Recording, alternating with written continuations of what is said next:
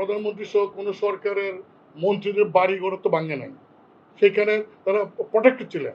তাহলে সরকার KPI, Bangladesh television মতো এবং বিআরটিসির যে ভবন, এরকম ইম্পর্টেন্ট প্লেস কিভাবে এখানে গিয়ে ভাঙচুর করে, এটা সরকার তো দায়িত্ব এগুলি রক্ষা করার। সরকার কেন পারে নাই? সরকারের দুর্বলতা, সরকারি দুর্বলতার জন্য যে সমস্ত মন্ত্রণালয়ের মন্ত্রী, তাদের এটা দায়িত্ব নিয়ে চলে যাওয়া উচিত।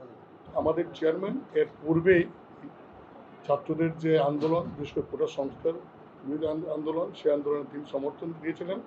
সেই প্রেক্ষিতে আজকে দেশের যে চলমান অবস্থা, সেই অবস্থায় আমাদের দলের কি সিদ্ধান্ত হবে, দিক নির্দেশনা কী হবে, সেই জন্য আমরা দলের প্রেসিডেন্ট, ভাইস চেয়ারম্যান, উপদেষ্টা, সংসদ সদস্য, কো চেয়ারম্যান সহ সম্পাদক মণ্ডলীদের একটা যৌথ সভা আমরা আহ্বান করেছিলাম। এই 11:30 থেকে সেই যৌথ সভা আমাদের প্রায় 42 জন বক্তব্য রেখেছেন। সেই বক্তব্যের মাধ্যমে তারা যে সমস্ত দলের প্রয়োজনে কথা বলেছেন, সেগুলি সাম আপ করে আমরা কিছু সিদ্ধান্ত নিয়েছি। সেই সিদ্ধান্তগুলি আমাদের দলীয় ফোরামে সমর্থন দিয়েছে, সেইটাই আপনাদের সামনে আমি এখন পাঠ করছি। জাতীয় পার্টির এই যৌথ সভা সর্বসম্মতভাবে ছাত্র অধিকার আদায়ের বৈষম্য কোটা বিরোধী আন্দোলনের প্রতি সর্বাত্মক সমর্থন জ্ঞাপন করে। সেই সাথে চলমান অহিংস আন্দোলনের প্রতি জাতীয় পার্টির সমর্থন অব্যাহত থাকবে। সভায় ছাত্রদের অহিংস আন্দোলনে নিহত ছাত্র জনতার আত্মার মাগফিরাত কামনা করে পরিবার ও পরিজনদের প্রতি সমবেদনা জানানো হয়। এই বৈষম্য বিরোধী ছাত্র আন্দোলনের ন্যায্য দাবি শক্তি প্রয়োগের মাধ্যমে দমনের প্রক্রিয়াকে তীব্র নিন্দা জানায়।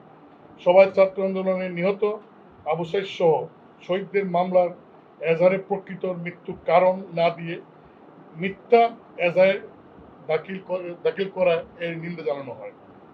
নিহত ছাত্রছাত্রীর বীর সেনা মুক্তি সেনা হিসেবে আখ্যায়িত করা হবে এবং প্রকৃত শহীদের তালিকা প্রকাশ করার জন্য সরকারকে আমরা বিশ্বাস করি না, একটা নিরপেক্ষ কমিশনের আমরা দাবি করছি। সবাই ছাত্র হত্যার সাথে জড়িত সকল সরকারি কর্মকর্তা ও উস্কানিদাতাদেরকে আইনের আওতায় এনে বিচারের ব্যবস্থা নিশ্চিত করতে হবে।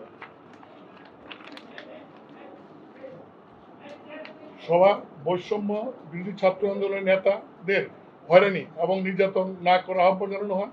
ছাত্রদের নামে দায়েরকৃত মামলা প্রত্যাহার করারও আহ্বান জানানো হয় এবং কোটা বিরোধী ছাত্র আন্দোলনের গ্রেপ্তারকৃত সকল ছাত্র নেতৃবৃন্দকে অবিলম্বে মুক্তিদানের দাবি করা হচ্ছে। জাতীয় পার্টি এই সভা ছাত্র আন্দোলনের নিহতদের পরিবার পরিজনকে সম্মানজনক ক্ষতিপূরণ প্রদান ও আহতদের সুচিকিৎসার ব্যবস্থা দাবি করছে। এই সভা অনতিবিলম্বে দেশে ইন্টারনেট সহ সকল সামাজিক যোগাযোগের মাধ্যমে সময়ে খুলে দেওয়ার আহ্বান জানানো হচ্ছে।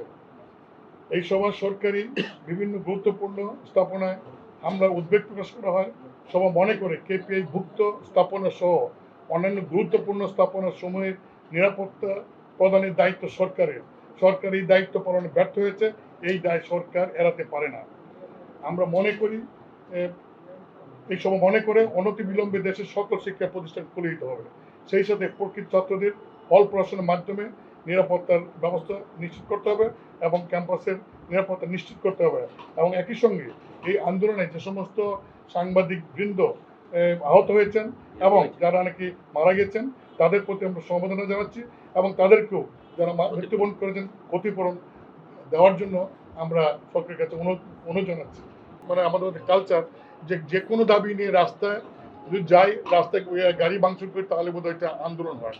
আমরা সেটা মনে করি না। আমরা খুবই নিয়মতান্ত্রিক একটা দল, নিয়মতান্ত্রিক আন্দোলনে বিশ্বাস করি এবং আমরা পার্লামেন্টে জনগণের পক্ষে কথা আমরা তুলে ধরছি এবং আপনারা দেখবেন জনগণের প্রয়োজনে এখন সময় আসছে আমরা মাঠেও আমাদের প্রয়োজনে আমরা কর্মসূচি দেবো এবং আজকে সেরকম সিদ্ধান্ত হয়েছে।